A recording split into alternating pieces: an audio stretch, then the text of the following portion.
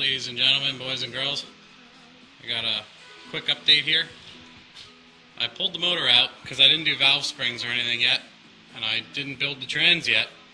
So we also got the gas tank out, and I have a manual steering box now for this thing from an S10 that I can swap in. It's a manual ratio, so I can take the power box out. Here's the gas tank, pretty small. It's really tall, actually. So I actually put a Bosch 044 in here, ran my own wiring in, and then this is the outlet, and then I'm just going to use the stock feeder return. There's no return, actually, I'm sorry. There's the vent, that's for the charcoal can, and that's the stock feed. I just got to bend them up like near the firewall, and I can use that as the return. Just crimp onto the steel line in the back with another rubber hose, and then this is going to be I have a nitrous line I'm going to run all the way up to 3/8. It'll screw right into the back of the intake manifold for the fuel rail.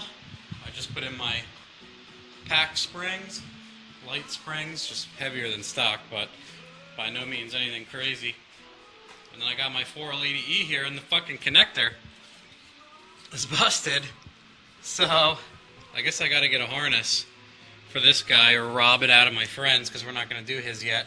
But whoever built this last, it was definitely built because it's really fucking clean inside.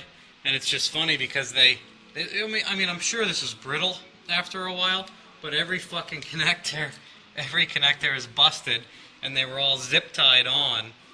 It was pretty fucking funny. But this thing was fucked.